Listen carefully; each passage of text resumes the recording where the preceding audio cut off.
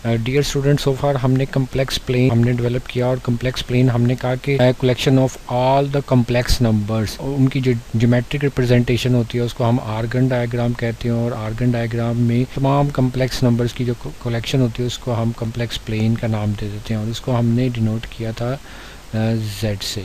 Okay, अब हम complex number का अलजेब्रा डेवलप करते हैं। अलजेब्रा मीन्स क्या हो सकता है कि कम्प्लेक्स नंबर्स हैं उनमें इक्वालिटी कैसे डिफ़ाइन होगी, कम्प्लेक्स नंबर्स में एडिशन कैसे डिफ़ाइन होगी, अकॉर्डिंगली सब्ट्रैक्शंस और multiplication, division and so on. और फिर बेस्ड अपॉन दीज प्रिंसिपल्स आप कुछ लॉज जो उनसे होते हैं वो कैसे होल्ड करते हैं कि नहीं इनमें। तो आए इसमें हम देखते हैं एग्जांपल। एक सबसे पहले बात आती है इक्वालिटी की। तो फर्स्ट थिंग इज़ इक्वालिटी के दो कम्प्लेक्स नंबर्स कब इक्वल होंगे। देखें, ये बात तो तय है हमारे पास कि हमने पहले डिस्कस किया कि कम्प्लेक्स नंबर जो उनसे होता है वो एक्स वाई प्लेन के इक्विवेलेंट होता है। मीन्स के to every order pair X Y there is a complex number z is equal to x plus iota y। Even अब इतना ये कॉमन हो गया कि हम जो उनसे order pairs, there is no harm कि अगर हम ऑर्डर पेयर को ही कम्प्लेक्स नंबर कह दें। और कम्प्लेक्स नंबर ऑर्डर पेयर इस तरह इसकी डिफरेंट फॉर्म्स हैं, आप आगे भी देखेंगे। देखें ये कम्प्लेक्स नंबर है। इसी तरह आपके पास एक वेक्टर होता है एक्स आई प्लस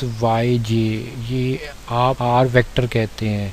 तो इसको रिप्रेजेंट करते हैं एक्स वाई से। आपने पिछले सेमेस्टर में पढ़ा होगा कि वेक्टर स्पेसेस होती हैं, तो उनमें भी जो एक वेक्टर होता है आर, उसको आप इस तरह डिनोट करते हैं। ओके, तो यहाँ पर ये एक्स वाई वेक्टर हो या एक्स वाई पॉइंट हो या X plus iota Y complex number हो, ये सब जो उनसे हैं सब एक दूसरे के अफिक्सेस हैं, इक्विवेलेंट्स हैं।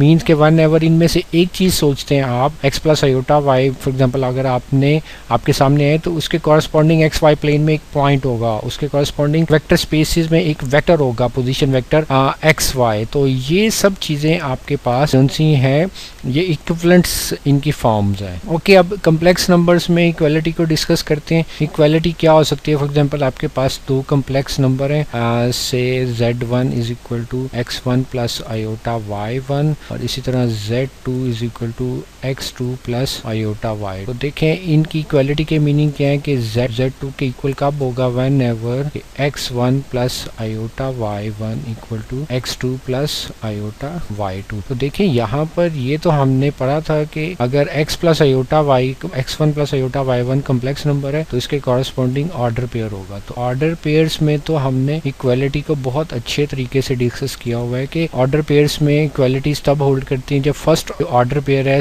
फर्स्ट कंपोनेंट है वो सेकंड ऑर्डर पेयर के फर्स्ट कंपोनेंट के इक्वल हो। Mean x1 is equal to x2 हो और यहाँ से y2 is equal to y1 is equal to y2। Mean के एब्सिसास इक्वल हैं और कॉरस्पॉन्डिंगली इसी तरह आपके ऑर्डिनेट्स भी इक्वल होंगे अगर दो ऑर्डर पेयर्स इक्वल। तो यहाँ से अब आप कह सकते हैं कि जो कम्प्लेक्स नंबर्स हैं तो इनमें x1 is equal to x2 होगा और y1 is equal to y2 होगा। और x1 क्या है, ये आपका रियल पार्ट है ऑफ z1। इसी तरह x2 क्या है, ये रियल पार्ट है z2 का। और ये क्या है, आपका इमेजिनरी पार्ट है ऑफ फर्स्ट कम्प्लेक्स नंबर और ये इमेजिनरी पार्ट है सेकंड कम्प्लेक्स नंबर का। सॉरी, यहाँ पर z1 आ जाए, z2 आ जाए। मीन्स के दो कम्प्लेक्स नंबर्स इक्वल तब ही माने जाएंगे जब उनका अकॉर्डिंगली उनका जो उनसे हैं रियल पार्ट्स और इमेजिनरी पार्ट्स इक्वल हो। रियल पार्ट के इक्वल हो, इमेजिनरी पार्ट के इक्वल हो।